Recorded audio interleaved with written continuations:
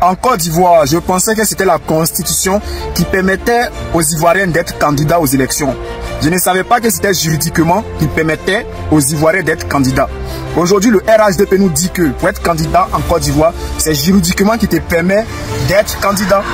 On va écouter cette dame-là du RHDP qui nous explique pourquoi Alassane Ouattara peut être candidat. Voilà, elle ne nous donne pas l'article de la Constitution qui permet à Alassane Ouattara d'être candidat. Elle nous dit que c'est la justice qui décide si Ouattara doit être candidat ou pas. Laurent Gbagbo peut-il réellement barrer la route au président Alassane Ouattara en octobre 2025?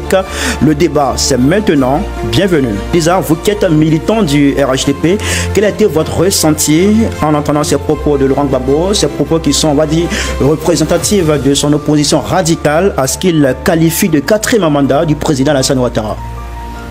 Il faut préciser qu'avant Yopougon, avant le meeting que Laurent Gbagbo, président du PP assis, a animé à Yopougon, il avait animé un meeting à Port-Boué également, où il avait tenu certains propos dans le même ordre. Monsieur Laurent Gbagbo estime qu'il y a un 4e mandat qui semble vouloir être brigué et que ses militants devraient combattre ce 4e mandat. En réalité, ce 4e mandat, c'est son expression à lui parce que juridiquement, il s'agit d'un 2e mandat de la 3e République. Alors, il faut rester dans le terme juridique. Ce n'est pas de l'arithmétique. Si c'était de l'arithmétique, en 2010, on aurait dit que M. Laurent Gbagbo briguait un 3e mandat. Alors, il faut employer les termes juridiques. Je me dis, nous aurons l'occasion de scruter son discours, ses discours, c'est-à-dire à Port-Boué et à Yopougon. Mais déjà, il faut, ce que cela me révèle, c'est que M. Laurent Gbagbo n'est pas assisté d'un conseil juridique et cela le rend vulnérable. D'accord, c'est noté. Alors, si on vous comprend, cette déclaration du président Laurent Gbagbo, c'est plus un effet d'annonce pour vous plutôt qu'une menace politique? Non, c'est loin d'être une menace politique. C'est un slogan qui est vide déjà juridiquement. Et il faut comprendre, il faut savoir que nous ne sommes pas en 2000, encore moins en 2010 ou en 2020. Nous sommes en 2025 et les esprits ont changé. Le populisme est vraiment loin derrière nous. Et aujourd'hui, il faut parler avec des faits concrets. Il faut parler de façon responsable. Le discours que nous avons vu et à Port-Boué. J'ajoute Port-Boué dessus parce qu'il y a une continuité et à Yopougon le week-end dernier. Sur un ton que j'appellerais goguenard, n'est pas, à mon avis, adapté aux réalités de 2025. Il me semble que M. Laurent Gbagbo, comme je le disais tantôt, non seulement, à mon avis, n'est pas bien entouré juridiquement, encore moins sur le plan de la communication. À mon avis, cela le rend vulnérable et je préfère voir ça sous cet angle-là pour être mesuré. Alors, le président Laurent Gbagbo, on a entendu, il parle de mandat illégal. Comment peut-on parler d'un mandat illégal alors que, on le sait, le Conseil constitutionnel, qui est seul habilité à juger de la légalité des candidatures, a validé celle du président Alassane Ouattara en 2025. Est-ce que Laurent Gbagbo, finalement, ne se trompe pas de combat? D'accord, merci Khalil. Déjà, le Conseil constitutionnel n'a pas encore validé des candidatures. J'ai dit que le président le Conseil a validé la candidature du président Ouattara en 2020. Oui, non, alors, vous avez dit tout à l'heure 2025. C'était alors une erreur. Je vais donc repréciser ma question. Voilà. Comment peut-on parler de mandat illégal quand on sait que le Conseil constitutionnel, qui est seul habilité à juger de la validité d'une candidature, a validé celle du président Ouattara en 2020? Est-ce que finalement Laurent Gbagbo ne se trompe pas de combat? D'accord. D'entrée de jeu, je peux vous dire que le président Laurent Gbagbo, lorsqu'on l'écoute, on analyse son parcours, il ne se trompe pas de combat. Pourquoi je le dis? Allez-y, dites-nous. Le président Laurent Gbagbo vient de ce que moi je pourrais appeler de la haie. De la haie le 17 juin en 2000. Je pourrais nommer ça un au-delà politique parce qu'on nous disait que ça n'était fini pour lui. Donc c'était en quelque sorte une résurrection. Lorsque Laurent Gbagbo arrive, il prend les nouvelles de son pays, il prend le temps de parcourir son pays. Il a compris et il a vu que les lois de son pays ne sont plus respectées. Il découvre que son pays avait basculé dans l'irrationnel parce que les paroles données ne sont plus respectées.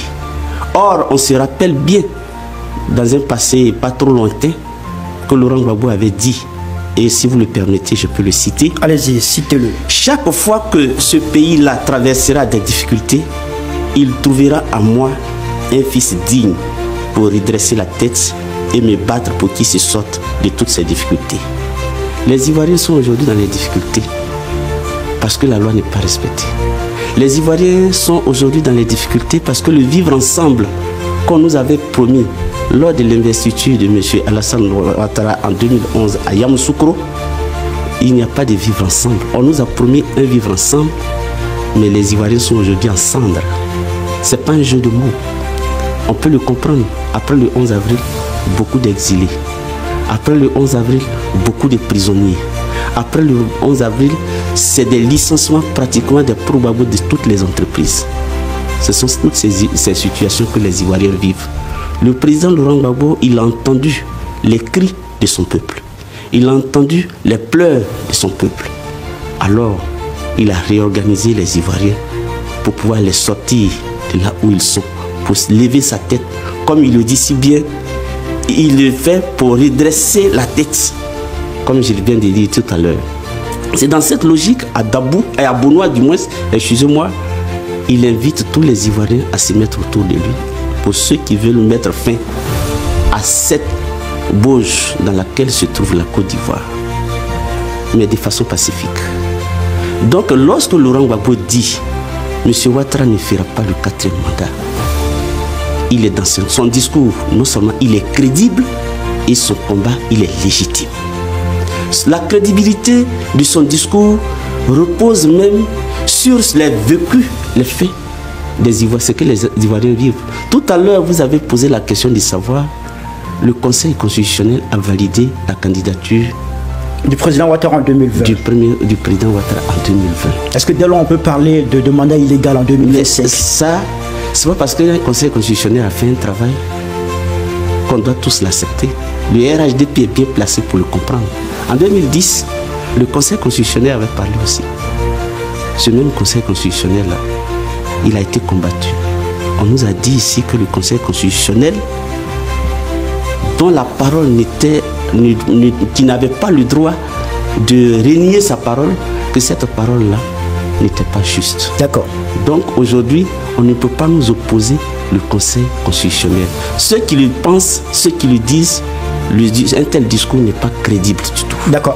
Elisa, vous l'avez entendu, hein, il estime qu'aujourd'hui le RHDP, autant pour moi, ne peut pas opposer au PPACI aussi à l'ensemble de l'opposition, le Conseil constitutionnel. Parce qu'en 2010, le RHDP, on va dire, ou le RDR, n'a pas voulu s'aligner sur la décision qui a été rendue par le Conseil constitutionnel. Je voudrais d'abord préciser que le thème du débat, le sujet du débat, c'est que M. Laurent Gbagbo prétend que le président Alassane Ouattara voudrait briguer un 4e mandat et qu'il va combattre ce 4e mandat. Et comment va-t-il le faire? Nous comptons sur notre ami du PPACI de nous expliquer comment il va le faire. On va en arriver. Pour l'instant, il parlait de la légalité, il se prononçait sur la légalité de cette candidature. Il y a un conseil constitutionnel, il y a la Constitution. Le compteur a été remis à 0 en 2016 et le président Alassane Ouattara briguera un 2e mandat de la 3e République. Il faut qu'on s'entende sur les thèmes. Les slogans politique et vraiment loin du juridique. Le Conseil constitutionnel, on en parle, en son article 64 du Code électoral, lorsqu'il y a des événements qui entachent la régularité d'une élection, qu'est-ce qu'on fait? On reprend les élections. On ne supprime pas 7 départements. Monsieur Laurent Gbagbo, lors de son meeting, a parlé de « c'était mon ami Yao Paul Ndré et c'est pour cela qu'on m'a fait un procès ». Il n'en est absolument rien. De un, parce que je veux aller pas à pas, il y a d'abord ça, il y a la certification de l'ONU, bien entendu, mais avant tout, il y a le fait que le droit n'a pas été dit par le meilleur ami de M. Laurent Gbagbo, Yao Paul Ndré, qui était le président du Conseil constitutionnel, et donc le droit n'a pas été dit. J'allais lire ici l'article 64 du Code électoral, mais je suppose que après vous pourrez vérifier, il n'est pas dit que lorsqu'on supprime le vote de 7 départements, il faut directement aller, parce que c'est mon ami, décider que c'est lui le vainqueur. Il n'a n'a pas lu le droit. Et là, j'épargne aux téléspectateurs la certification parce que c'était longuement expliqué. Après les accords de Pretoria et bien d'autres accords, il a été décidé que l'ONU certifie les résultats. Et c'est ce qui s'est passé au premier tour. L'ONU a certifié le premier tour. Alors pourquoi ça devrait être autrement au second tour? Je pense qu'il faut être cohérent. Et c'est ce manque de cohérence que j'ai bien noté durant tous ces deux meetings pour revenir au sujet en fait. Parce qu'il dit... préparez-vous pour la bagarre à ses militants, préparez-vous pour la bagarre. Et il a des propos injurieux. Je crois que, comme je le disais tout à l'heure, deux choses. Le conseil juridique, le groupe de communicants, le conseil de communication du président Laurent Gbagbo ont failli parce qu'il est proprement vulnérable. J'ai vu un homme vulnérable qui allait dans tous les sens quand il dit que lui, il est le fils authentique de la Côte d'Ivoire et qu'on vient le trouver en Côte d'Ivoire, mais ce sont des propos graves. Et après, il le dit à Port-Boué et à Yopougon, il s'étonne que ses partisans le suivent sur cette lancée. Et moi, j'ai bien écouté. Il était en train de s'excuser auprès de certains pays. Oui, il ne faut pas dire le nom de certains pays, parce que justement aujourd'hui, Laurent Gbagbo s'est lié d'amitié au pays de l'AES où il y a eu des putschistes, où il y a eu des coups d'État. Alors, il se clame démocrate, le père de la démocratie en Côte d'Ivoire, selon lui. Alors, comment on peut encourager des pays à avoir pour amis des gens qui ne respectent pas la démocratie, qui ne font pas d'élections, qui n'ont pas d'opposition, et venir en Côte d'Ivoire estimer que le pouvoir actuel ne serait pas juste avec lui. Ce n'est pas vrai. Il y a des meetings, il y a des marches, etc. qui sont autorisés et la démocratie est en pleine vitalité en Côte d'Ivoire. D'accord. Alors, Diawa, je vais vous permettre de réagir tout à l'heure, mais je voudrais qu'on puisse regarder cette vidéo dans laquelle le porte-parole principal du RHDP, le ministre d'État Kwasi Kobena Adjoumani, réagit aux propos de Laurent Gbagbo. Gbagbo est dans l'ignorance. Il faut pardonner au président Laurent Gbagbo ces écarts de langage qui souvent le perdent. Ce sont les mots du porte-parole principal du RHDP. Pourquoi vous souriez, M. Niawa? Je souris, mais avant de réagir à la question que vous me posez, je voulais dire à Mme Elisa Dramé que je suis sur ce plateau en tant qu'invité analyste. Je ne représente pas un parti politique. Peut-être qu'elle peut penser que mes propos soient proches d'un parti politique, ça c'est son avis, mais je ne représente pas un parti politique. Quand j'ai dit cela, elle me conforme bien, Mme Dramé me conforte bien dans ma position, quand j'ai dit que le Conseil constitutionnel en 2020 n'a pas bien fait son travail. Tout à l'heure, elle vient de relever. 2010 ou 2020? J'ai dit, elle vient de relever tout à l'heure qu'en 2010, le Conseil constitutionnel n'a pas dit le droit, que le Conseil constitutionnel n'avait pas bien travaillé. Or, donc, un Conseil constitutionnel peut ne pas bien travailler. Donc, ils reconnaissent aussi que le Conseil constitutionnel de 2020 n'avait pas aussi bien travaillé. Et c'est ça qui rend légitime la parole de Laurent Gbagbo. C'est ça qui rend crédible la parole du président Laurent Gbagbo lorsqu'il parle. Mais elle a posé, Mme Dramé a posé gentiment une question à laquelle je peux répondre. Allez-y. Comment Gbagbo compte s'y prendre? Justement. Bon, moi, en tant qu'analyste, quand j'ai fait mes recherches, je pense que Laurent Gbagbo a entendu les pleurs. Il a entendu les cris des Ivoiriens. Or, il sait bien en tant qu'historien que lorsque les Ivoiriens sont en difficulté, ils savent bien se retrouver. Les Ivoiriens l'ont fait en 1949, lorsqu'il s'agit, les femmes surtout, lorsqu'il s'agissait de libérer leur mari, leur époux, qui était en prison à Grand Bassam.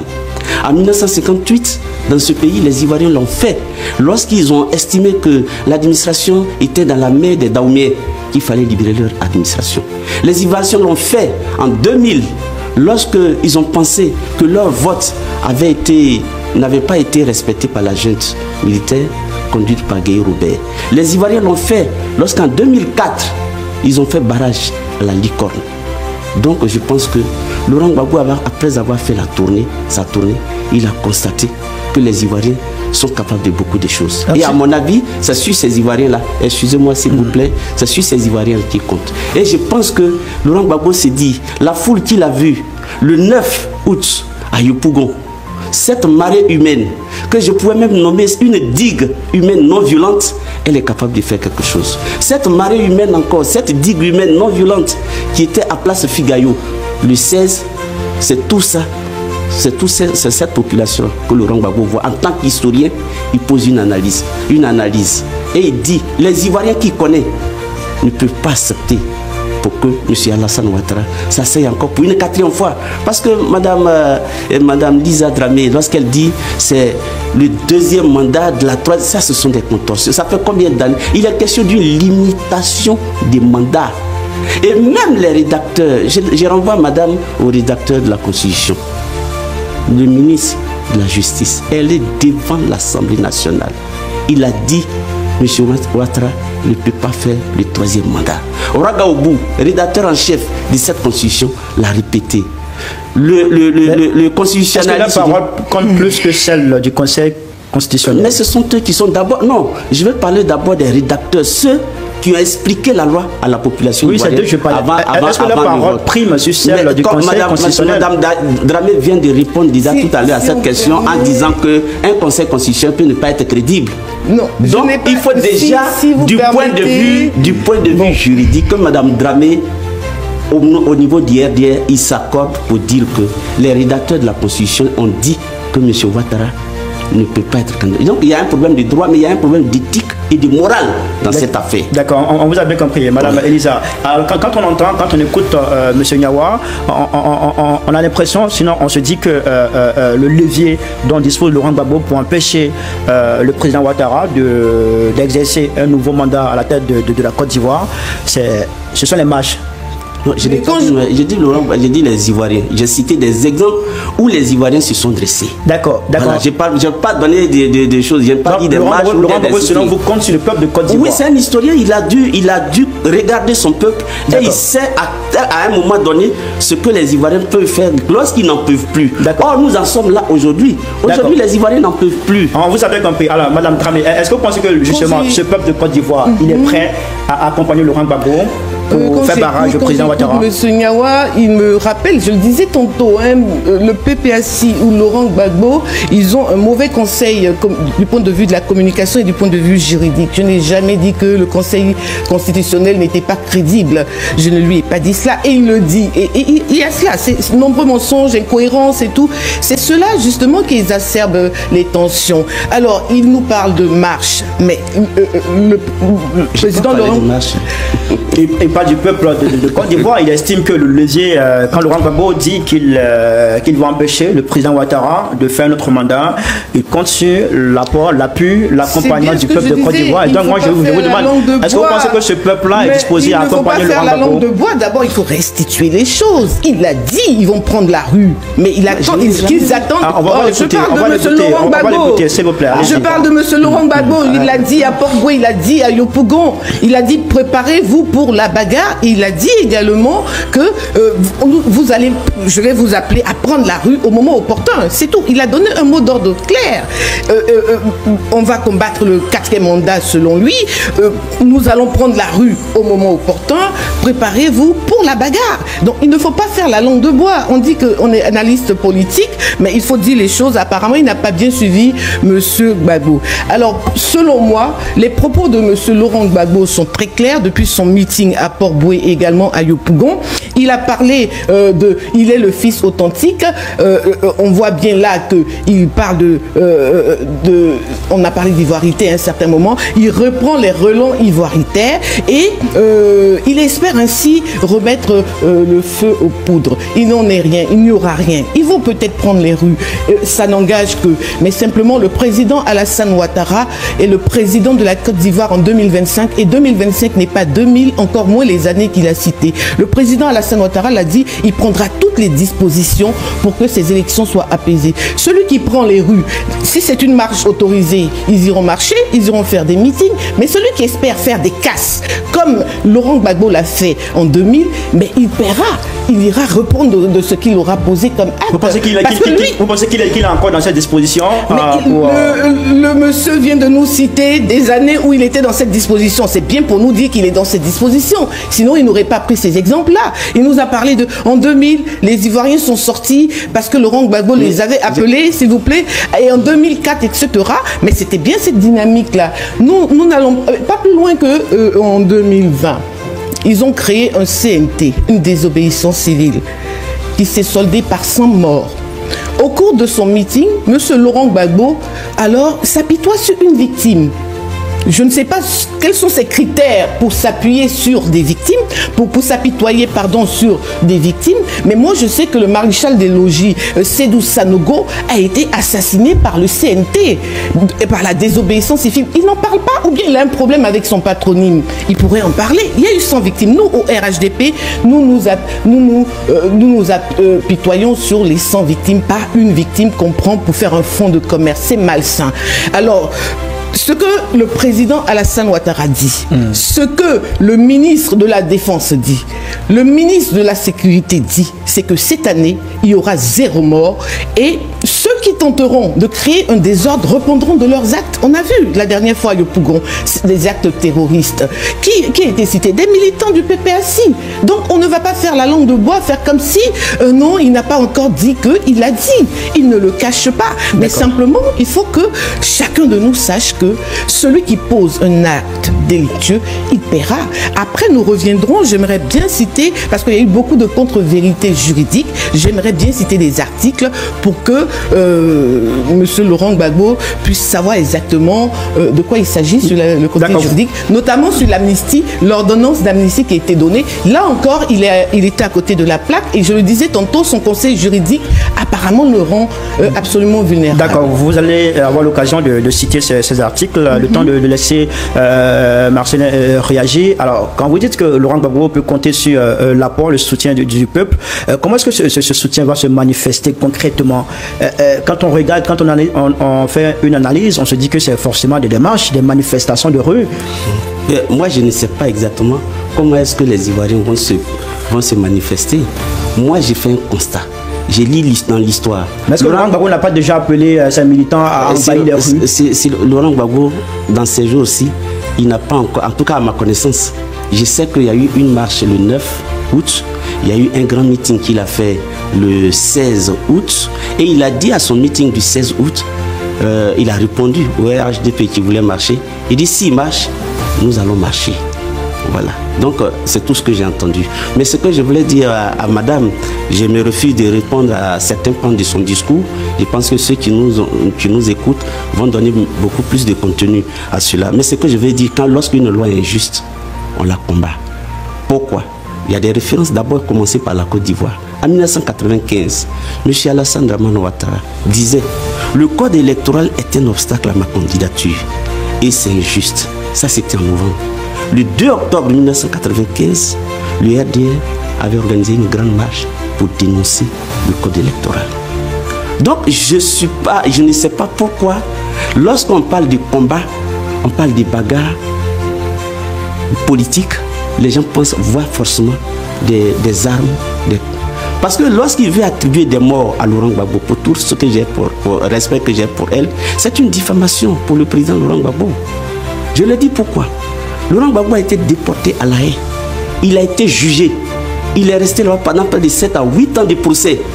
Tout ce qu'on pouvait lui reprocher dans ce pays-là, je ne sais pas si Mme Dramé, en ce moment, si elle était militante du RHDP, je ne sais pas pourquoi elle n'est pas allée témoigner pour dire voilà ce que Laurent Gbagbo a commis comme crime dans mon pays. Mais je veux dire que tout a été dit à La Haye. Lorsque Laurent Gbagbo est blanchi, lorsque Laurent Gbagbo est lavé de tous ses crimes, lorsque Laurent Gbagbo est acquitté et il rentre dans son pays, je préfère qu'on n'invente plus encore d'autres crimes qu'il n'a jamais commis. La bagarre dont madame parle, oui, effectivement, le président Laurent Gbagbo a parlé de bagarre. Mais il ne faut pas qu'elle prenne le mot au premier degré pour se faire peur. Laurent Gbagbo, sur le terrain politique, tout le monde se connaît. Et les gens connaissent Laurent Gbagbo, l'historien, qui a écrit dans ses livres la transition pacifique à la démocratie. Il n'a jamais opté pour la violence. ça a été toujours de façon pacifique. En 2000, ces militants sont descendus dans la rue, les mains nues. Et ce ne sont même pas ces militants seulement. C'est toute la Côte d'Ivoire qui est descendue dans les rues, les mains nues, pour faire barrage à la junte militaire. C'était pas Laurent Gbagbo. Justement, ce sont les marches, ce sont les manifestations de rue, c'est de ça dont on parle. Oui, est-ce que finalement, c'est pas la seule arme qui reste à Laurent Gbagbo? Mais Laurent Gbagbo, c'est ce qu'il a toujours utilisé. Quand vous dites que ce n'est pas la seule arme qui lui reste, c'est comme s'il avait d'autres options. Il n'a jamais eu les armes à feu comme option.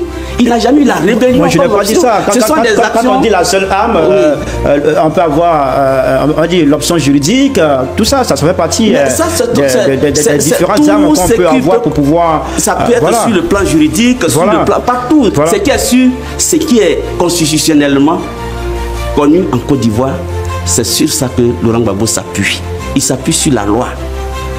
Vous comprenez, il peut saisir les instances, il peut, comme il le dit lui-même, parler à ses militants. Comme les Ivoiriens eux-mêmes, s'ils pensent qu'ils n'en peuvent plus, comme ça a été par le passé, les Ivoiriens peuvent se saisir de cette question. D'accord. Comme, voilà. D'accord, on vous a bien compris. Alors, Elisa, est-ce qu'aujourd'hui, vous pensez que Laurent Gbagbo a, on va dire, une stratégie réelle de conquête du pouvoir, ou est-ce que vous pensez qu'il joue plutôt sur la carte de l'obstruction? Déjà, je voudrais dire que M. Niawa apparemment entend de travers parce que je n'ai jamais dit qu'il avait commis un quelconque crime. J'ai dit... Pas de 100 morts. Mais alors, quand il y a eu 100 morts au CNT...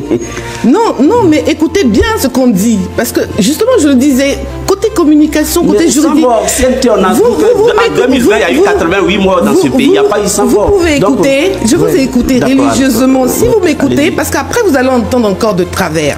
J'ai dit, et je répète, le CNT a fait 100 morts en 2020. Monsieur Gbagbo était là? Non. Mais le CNT a fait 100 morts. Et quand il dit pendant son meeting qu'il parle d'une seule victime, c'est cela que je déplore. Vous avez bien compris à présent? Je déplore qu'il ne vienne parler que d'une seule victime, alors qu'il y en a eu 100. Alors pourquoi il ne parle pas des autres victimes? Est-ce que c'est par rapport au patronyme qu'on s'apitoie sur une victime ou une autre? C'est ça ma question. Il faut bien écouter ce qu'on dit. Alors, M. Laurent Gbagbo, il a dit clairement à Port-Boué, vous allez prendre la rue, mais peut-être qu'ils nous attendent là-bas, donc attendez mon feu vert. Il l'a dit. On ne peut pas venir ici faire comme s'il ne l'avait pas dit. Il faut bien écouter avant d'analyser ses propos. Après, il dit, soyez prêts pour la bagarre. Depuis un moment, ils essaient de gesticuler, essaient de donner une autre connotation à la bagarre, mais la bagarre, c'est la bagarre. Donc, Laurent Gbagbo compte plutôt sur l'obstruction. Ah oui, parce que nous l'avons connu ainsi. Non seulement nous l'avons connu ainsi, mais je vous cite, ces deux meetings ont fini par me convaincre, moi personnellement, qu'il est dans la même dynamique. Il n'a pas changé. C'est quoi? Bien sûr, on a vu de la musaille, mais il y avait aussi de la malice et de la violence dans des propos. Déjà des propos violents quand on dit « moi je suis l'enfant authentique de la Côte d'Ivoire ». Qui n'est pas enfant authentique de la Côte d'Ivoire? C'est bien violent. C'est bien violent. Et quand ils vont me trouver sur leur chemin, etc., les propos sont extrêmement violents et il a invité ses militants à la rue. Il l'a dit, mais simplement, il leur a dit d'attendre son signal. Alors, c'est ça, c'est son modus. Et ça n'a pas changé. On ne va pas venir nous faire croire qu'il en a un autre. Il a assumé ses propos. Il ne faut pas les tronquer. C'est ce qu'il souhaite faire. Mais simplement, moi je le dis, le président Alassane Ouattara l'a dit aussi dans toutes ses interventions sur le sujet, que aucune violence ne sera tolérée. Parce que voyez-vous, c'est comme ça que ça commence par des propos violents. Et après, quand les individus sont appréhendés, on nous parle de prisonniers politiques. Comme si M. Laurent Gbagbo devrait être au-dessus de la loi. Nul n'est au-dessus de la loi. Il pense peut-être avoir dilué pendant son meeting à Yopougon. Non, les propos restent les mêmes. Rien n'a été dilué. Et que les militants de l'autre côté vont marcher, nous aussi on va marcher, je ne parle pas de ça. Je parle de ce qu'il a dit clairement. Nous allons prendre les rues, mais attendez mon signal, parce que eux, ils nous attendent aussi dans les rues. Il faut vous en souvenir. Il n'a pas manqué de le dire, il faut le dire clairement. Maintenant, les marches sont autorisées. La démocratie en Côte d'Ivoire sous le président Alassane Ouattara est réelle. Les marches, les meetings, tout ça c'est autorisé. Alors, si en dehors des marches, certains, comme on l'a vu pendant leur marche, se met à insulter, parce que la violence, ce n'est pas seulement lancer des pierres ou bien alors se bagarrer, mais la violence est aussi verbale. Si ces militants, dans ces marches et dans ces meetings, se permettent d'insulter un président de la République, ils répondront de leurs actes. Le procureur l'a dit. On ne vient pas après nous dire que ce sont des prisonniers politiques. D'accord. Tout simplement. Il dit que le président Gbagbo a appelé des gens à sortir. Mais il faut qu'ils les canalisent. S'ils sortent et qu'ils se rendent coupables de quoi que ce soit, ils répondront de leurs actes. D'accord. Alors, est-ce que vous pensez que cette façon de faire, j'aimerais surtout après aller sur les articles, les marches, est-ce que vous pensez que c'est une stratégie qui peut porter, qui peut faire plier le régime actuel en place face aux revendications qui sont portées par Laurent Gbagbo et ses pairs de l'opposition? Merci. Je pense que Mme Dramé Elisa, elle pense que moi je ne l'écoute pas, mais je pense que c'est elle qui m'écoute, elle m'écoute moins. Et elle écoute moins Laurent Gbagbo et elle le commente beaucoup. Je le dis pourquoi. Quand Laurent Gbagbo dit je suis un enfant authentique, où est la violence dans cette phrase? Il n'y a aucune violence. Que les mauvais, ceux qui se sentent concernés, qui sont... Ils sont venus me trouver en Côte d'Ivoire et ils veulent me piétiner en Côte d'Ivoire. Dire que je suis un enfant authentique de ce pays. Où est la violence? Mais si ils sont venus... violence dans ce pays. Maintenant, elle estime que lorsque Laurent Gbagbo... Je viens. Monsieur Niawa. Il faut terminer la phrase pour mieux l'analyser. Monsieur Niawa, je suis un enfant authentique. Je veux un peu préciser ce qu'elle a dit. Ils sont venus me trouver en Côte d'Ivoire. Ils veulent me piétiner en Côte d'Ivoire. Ce n'est pas violence. Elle estime que lorsque Laurent Gbagbo... Si vous pensez que vous n'avez pas trouvé... Vous n'êtes pas venu d'ailleurs, ça ne peut pas vous concerner. Vous comprenez? Laurent Gbagbo parle. Il a parlé aux Ivoiriens. Maintenant, ceux qui pensent qu'ils sont venus d'ailleurs, ça les concerne. Et on a vous comprenez? Maintenant, laissez-moi tout à l'heure, vous m'avez dit... On va le laisser parler. Donc, je veux dire que quand Laurent Gbagbo parle de la bagarre, il faut que nos frères du RHDP arrêtent de faire des films dans lesquels ils vont donner des rôles à jouer à l'opposition. Je pense que c'est pas bon. Dans ce pays, comme je le dis, les hommes politiques, on connaît leur tempérament. On sait qui est extrémiste, on sait qui est démocrate. On les connaît. Laurent Gbagbo, il est connu. Quand il utilise le mot bagarre, c'est la bagarre démocratique. Elle estime que Laurent Gbagbo compte sur l'obstruction parce que c'est ce qu'il a toujours démontré selon elle. Il a toujours démontré, d'après elle, que c'est un bagarreur. C'est parce qu'elle dit, mais je te dis que Laurent Gbagbo vient de la CPI. Si ce profil qu'elle veut lui donner, il était juste, il ne serait pas revenu de la Côte d'Ivoire. Ça peut dire que ce n'est pas de Laurent Gbagbo qui parle. Alors, une question de précision, pour que vous puissiez préciser votre réponse. Quand Laurent Gbagbo parle de bagarre, tout à l'heure, vous avez demandé à Mme Koulibaly de ne pas prendre cela au premier degré. Quand vous prenez ça au second degré, ou à un degré, je ne sais, à quoi pensez-vous réellement? Ça veut dire quoi concrètement? C'est la bagarre démocratique, c'est les marches, c'est les sittings.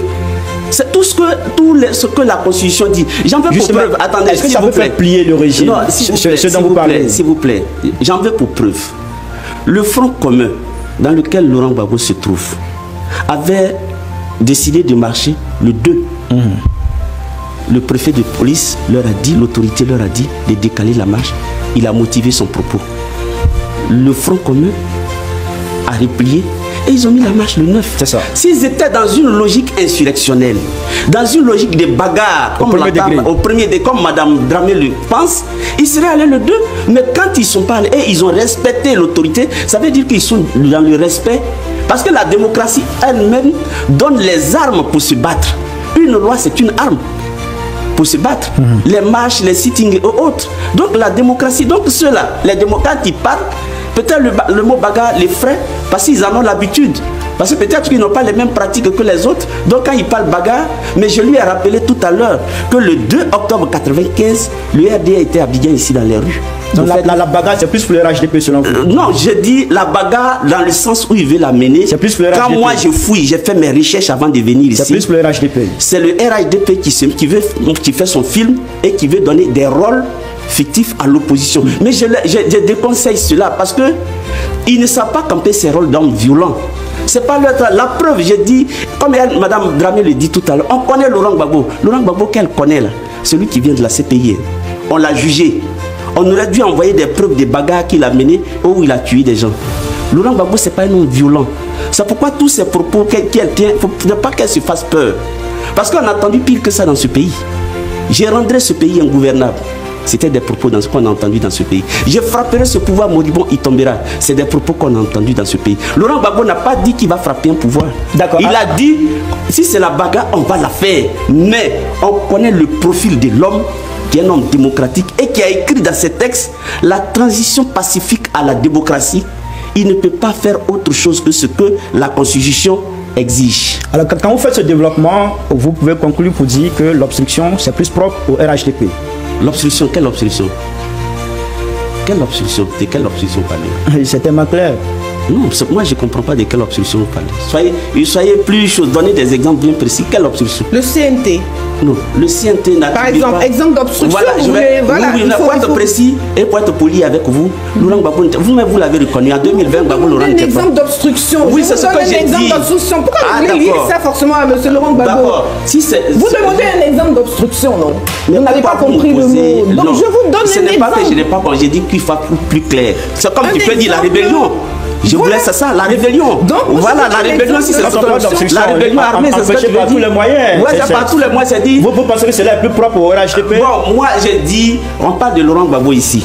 Et j'ai dit. Vous dites que c'est pas de son fait. C'est pas de son fait. Laurent Gbagbo n'est pas dans cette logique. Il a toujours utilisé. Qui est donc dans cette logique en Côte d'Ivoire? Bon, ils se connaissent. C'est qui? Ils se connaissent, ceux qui sont dans cette logique. D'accord, allez, Elisa. Je voudrais préciser, pour ne pas que cela m'échappe, il a parlé de crédibilité du Conseil constitutionnel, ce qui justifierait que, bon, on peut douter. Non, justement...